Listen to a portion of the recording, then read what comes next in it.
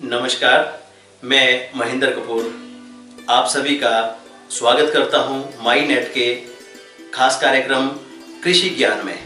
आज के अंक में हमारे साथ हमारे विषयवाद विशेषज्ञ डॉक्टर रामकृष्ण चौहान जी हैं और डॉक्टर साहब का स्वागत करता हूं मैं इस अंक में।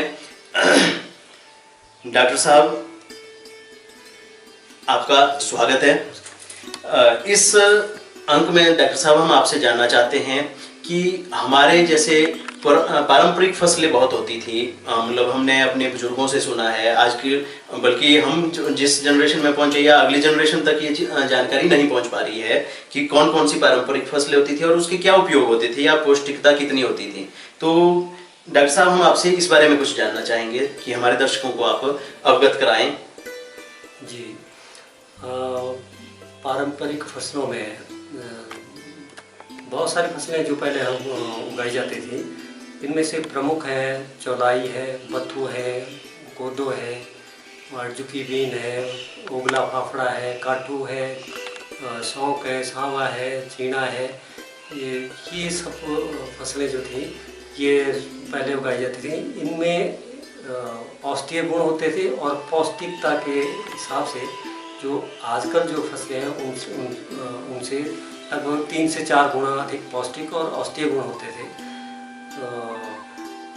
हम लोग क्योंकि इन चीज़ों को अब हम कुछ पैसे कमाने के चक्कर में हम अपने जो औषधियाँ उनको भूलते जा रहे हैं और अधिक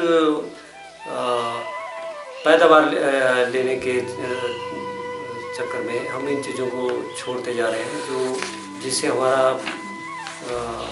अप्रत्यक्ष नुकसान होता है। जैसे कि हमारे पास जो एक मैं बताऊँ आपको, चौलाई है, ये आम कहीं भी हो जाती है, कहीं भी पाई जाती है। या करसोग ज़िला में 5 प्रकार की यहाँ पर चौलाई जो पाई जाती है। और इसमें एक तो होती है, एक चौड़े पत्ते होंगे और जिसको ये अमरंथस क्रोटेंडस बोलेंगे, जो साग के लिए होता है। अमरंथस क्रोटेंडस होता है, डूबियस होता है और लिविडस होता है, ये साग के लिए होता है। और अमरंथस क्रोटेंडस कॉटेंडस ये जो है, इसको नेट में भी देख सकते हैं कि ये पौधा जो है कौन सा होता है। तो इसमें ये हमारे दाने के लिए होते हैं।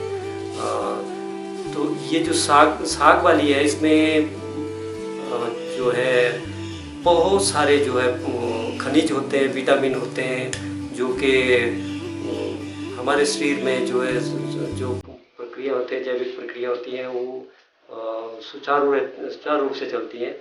इसमें चौलाई में एक महत्वपूर्ण बात यह है कि इसमें इलेक्ट्रोलाइट, जैसे ये जो कैल्शियम, मैग्नीशियम, आयरन, पोटाशियम, ये जो हमारे एक बोल सकते हैं कि विद्युतीय तरंगों को जो सुचारू रूप से चलाती हैं।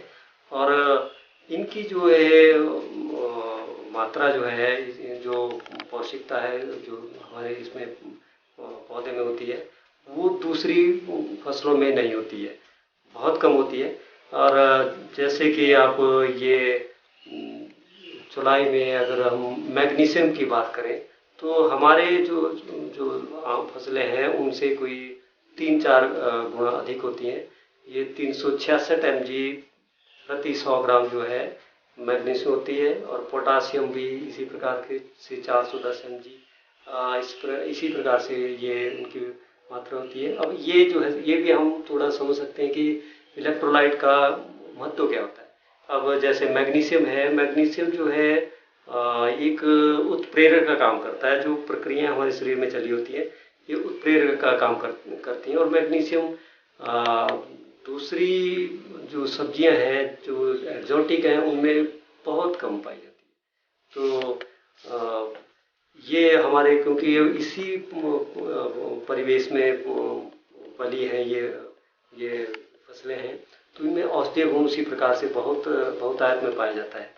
और जैसे चौलाई की हम बात करें, अगर हम किसी बच्चे को मान लिया भूख नहीं लगती, उसका मुंह थोड़ा सा फीका जैसा हो गया है, तो इसका मतलब उसका जो है काम नहीं कर रहा होगा, और या तो कोई जो उसके पाचन तंत्र में थोड़ी थोड़ी ठीक ढंग से काम नहीं कर रहा हो। तो इसमें हम हमारे को क्या करना, क्योंकि ये गर्मी के महीने में, ग्रीष्म ऋतु में जो है ये फसल होती है, तो इसमें इसको हम जो है इसके पत्ते, ये इसको जैसे पहचाने के ये चौलाई का पौधा है। और यहाँ पर जो करसोग में है, एक तो ये हरे रंग का होता है, और ये है दूसरा, ये थोड़ा सा गहरे रंग का होगा, इसका पत्ता थोड़ा सा काले जैसे रंग का, लाल जैसे रंग का होता है। तो ये तो हर कहीं होता है, इसको कोई नहीं उगाता है इस पौधे को, पर इसके वो औषधीय गुण उतने ही हैं। और इसमें जो है, जब हम इसको इसके पत्ते जो चौलाई के, ये इसके जो पत्ते हम उसको इकट्ठा करेंगे और उसको पीस के या कूट के मिक्सी में डाल के, इसमें थोड़ा सा पानी डाल के इसका रस निकालेंगे, उसमें नींबू डालेंगे, क्योंकि बच्चे इसको पियेंगे नहीं, इसका स्वाद उतना अच्छा नहीं होता। अगर इसका जूस हम निकालेंगे तो बच्चे इसके स्वाद को पसंद नहीं करते, इसलिए इसमें हम नींबू का रस डालेंगे और उसके साथ नमक और मिर्च के सिवा कुछ नहीं डालेंगे। और बच्चे को कोई हफ्ता और पिलाएंगे तो उसका मुंह जो है, उसमें अपने आप जो है आयरन और मैग्नीशियम वगैरह की जो मात्रा शरीर में रक्त में आ जाएगी, तो उनमें आयरन की प्रचुरता हो जाती है, बच्चे का मुंह जो लाल हो जाता है, उसमें चमक आ जाती है। इसके अलावा ये इसमें जो है राइबोफ्लेविन, पॉलीसैकेराइड, मोनोसैकेराइड और ये fatty acid, saturated fatty acid, और ये बहुत सारे जो विटामिन और ये सभी चीज़ें इसमें होती हैं। और जैसे कि ये एस्कॉर्बिक एसिड होता है, तो इसमें विटामिन सी होता है, फोलिक एसिड होता है, विटामिन सी भी है, जो अपद्रव्य जो शरीर में घूम रहे होते हैं उनको बाहर निकालता है। और जी डॉक्टर साहब, आपने बहुत ही अच्छी तरह से हमें चौलाई के बारे में बताया। हम चौलाई के बारे में ही आपसे आगे जानना चाहेंगे। ये तो आपने इसके औषधीय गुणों के बारे में बताया, क्या इसमें पौष्टिकता को लेकर भी कोई गुण हैं? और सबसे बड़ी बात, ये क्या औषधीय पौधा है, या ये पौष्टिकता के लिए, या इसको हम अनाज के रूप में या फसल के रूप में भी मान सकते हैं? जी, इसमें जो दाने हैं, अमरंथस, कोटेंडस, ग्लूटेंडस, ये इसको दाने के रूप में इस्तेमाल करते हैं। और इसमें ये होता है, इसमें ग्लूटेन की मात्रा बहुत कम होती है, तो इसमें क्योंकि उसका जो आटा तैयार करते हैं तो वो आपस में जुड़ नहीं पाता है, तो इसलिए हम दूसरे से गेहूँ वगैरह का आटा भी इसमें मिला के खा सकते हैं। और इसका जो दाने हैं, इनको एक तो हम भिगो के भी प्रयोग कर सकते हैं, या इसके लड्डू, गुड़ में लड्डू बना के इसको हम प्रयोग कर सकते हैं। और इसके जो औषधीय गुण हैं, ये वैसे तो इसको पौष्टिक गुणों के हिसाब से देखें तो बहुत पौष्टिक है। और क्योंकि इसमें आयरन, मैग्नीशियम, पोटासियम प्रचुर मात्रा में होता है, जो किसी दूसरी फसल में नहीं होता है, तो ये इसके साथ ही जो इसके औषधीय गुणों में, पुराने समय में इसको जो है, इसके पत्तों को जब सांप डसता था उसके उपचार के लिए इसको प्रयोग में लाया जाता था। जी। और डॉक्टर साहब, चौलाई के बारे में आपने बहुत अच्छी जानकारी दे रहे हैं। इसके साथ ही मैं आपसे जानना चाहूँगा कि अगर कोई किसान बंधु चौलाई की फार्मिंग करना चाहे, मान लो कि चौलाई की खेती करना चाहे, तो जहाँ तक मुझे फिलहाल जानकारी है कि शायद विभाग तो इसका बीज प्रोवाइड नहीं करता है, या इसके क्या कोई ऐसा व्यापारिक संस्थान या व्यावसायिक संस्थान है जहाँ से किसानों को इसके बारे में सहायता मिल सकती है, या उसको किस तरह से वो, अगर इसको मतलब वो फार्मिंग करना चाहेगा चौलाई की, तो उसको कैसे और कर पाएगा, इस बारे में कुछ बताएं। इसमें चौलाई के अधिक जानकारी के लिए अगर आप चाहें तो कृषि विश्वविद्यालय पालमपुर से भी संपर्क किया जा सकता है, और वहाँ भी आपको ये बीज उपलब्ध हो सकता है। और अगर आपने करना हो तो बरसात में बहुत अधिक होता है, और इसकी जो हर कहीं जो है जंगलों में या क्यारी में अपने आप उगता है। और अगर इसकी आप करना चाहें तो एक सीजन में आप इसको 1-2 किलो अगर बीज होता है तो आप उससे बीज इकट्ठा करके, और ये 4-5 किलो जो बीज काफ़ी होता है 12 बीघे के लिए, 1 हेक्टेयर के लिए जो बीज काफ़ी होता है। और ग्रीष्म ऋतु में इसकी बिजाई, शुरू में इसकी बिजाई कर सकते हैं। इसमें अधिक पानी वगैरह या ऐसा खाद वगैरह की आवश्यकता नहीं होती है और थोड़ी सी उपजाऊ क्षमता से वाली मिट्टी में यह आसानी से उग जाता है। इसकी खेती की जा सकती है। डॉक्टर साहब, इसकी खेती के बारे में ये जानना चाहेंगे कि जैसे और फसलों की बहुत रखवाली करनी पड़ती है, आपने बताया कि ये जो फसल है कम उपजाऊ भूमि पर भी हो जाती है, क्योंकि हम देखते हैं आजकल बहुत सारी भूमि हमारे किसान भाइयों की ऐसे ही पड़ी है, उसमें कल्टीवेशन नहीं कर पा रहे हैं वो किन्हीं कारणों से। तो क्या ऐसी भूमि पर इसकी फार्मिंग की जा सकती है? जी, इसकी आप कर सकते हैं कहीं भी, पर इसमें एक ध्यान रखना पड़ता है, क्योंकि ये जो अगर जहाँ आवारा पशु हो, अगर आप इसी ढंग से आप इसको उगा रहे हो तो आवारा पशु इसको बहुत पसंद करते हैं, वो इसको उसको खा जाएंगे, नुकसान पहुंचाएंगे। जी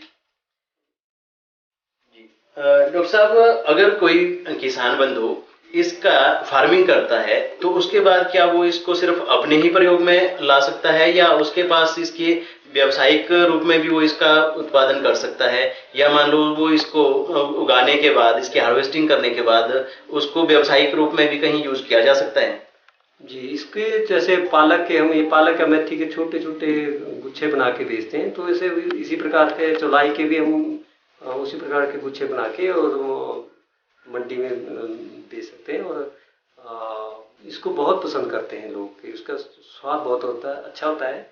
और क्योंकि और दूसरी मिलती नहीं है, तो जो जैसे जिसको इसके बारे में ज्ञात होगा उसको बहुत पसंद करते हैं। जी डॉक्टर साहब, तो मतलब इसकी फार्मिंग में व्यावसायिक रूप से भी किसान बंधु यूज कर सकते हैं।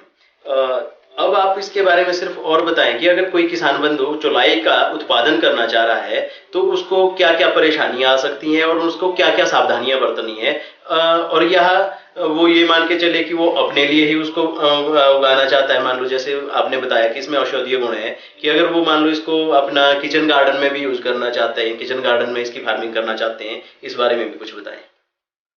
अगर अपने किचन गार्डन में लगाना चाहे तो इसको हम भिंडी के बीच में लगा सकते हैं, और मुख्य फसल में अगर जैसे मक्की के बीच में भी हम इसको लगा सकते हैं। इसका ये एक लाभ और होता है कि जैसे हम कोई फसल लगाई है, मान लिया ये आपने भिंडी लगाई है या फ्रास्पिन लगाई है, या फ्रास्पिन तो छोड़ो, पर ये सिर्फ भिंडी और ये मक्की है। मक्की में क्योंकि हमारे को घास की समस्या रहती है, अगर ये चौलाई उगाते हैं तो ये घास को अपने आप दबा देते हैं, हमारे को ज़्यादा निराई गुड़ाई करने की आवश्यकता भी नहीं रहती है।